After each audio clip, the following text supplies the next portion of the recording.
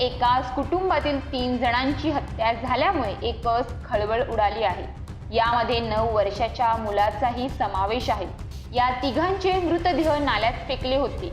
अखेरीस पोलिसांनी तिहेरी हत्याकांडाचा उलगडा करण्यात यश मिळवलं आहे।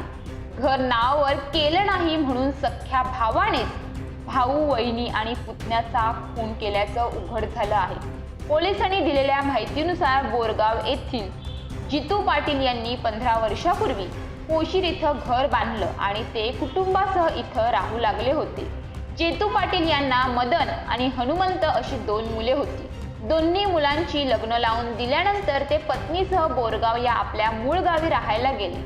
2 भाऊ मदन आणि हनुमंत हे त्यांच्या कुटुंबासह पोशीर इथं राहत होते। हनुमंत हा गवंडी काम करायचा, तर मदन पाटील याची पत्नी अनिशा या इथं आरोग्य विभागात आशा सेविका म्हणून काम करत होत्या। वडिलांनी बांधलेलं घर मदन याच्या नावावर होतं आणि ही बाब हनुमंत याला खटकत होती। वडिलांनी बांधलेल्या घराचा अर्धा भाग आपल्या नावावर करून द्यावा यासाठी हनुमंत आग्रही होता। यावरून तो अनेकदा मदन सोबत वाद घालत होता। रविवारी सकाळी 10 वाजता नेरुळ कळंब रस्त्यावरील एका नाल्यात मदन पाटील याचा 10 वर्षाचा मुलगा विवेक याचा मृतदेह आढळून आला। यानंतर स्थानिकांनी त्याच्या आई वडिलांचा शोध घेण्यास सुरुवात केली असता नाल्यात आई अनिशा पाटील यांचा मृतदेह आढळून आला। समोरील दृश्य पाहून हादरलेल्या ग्रामस्थांनी पाटील बंधूंच्या घराकडे धाव घेतली।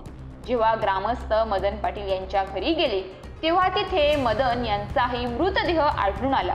मदन पाटील हे रक्ताच्या थारोळ्यात पडले होते। पोलिसांनी या प्रकरणाचा तपास सुरू केला। घरातील सदस्यानेच तिघांची हत्या केली असेल असा संशय पोलिसांना आधीपासून होता।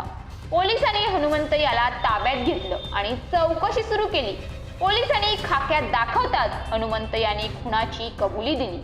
पोलिसांनी हनुमंतला अटक केली आहे। शवविच्छेदन अहवाल आणि पोलिसांच्या तपासात धारधार शस्त्राने वार केल्याचं निष्पन्न झालं आहे।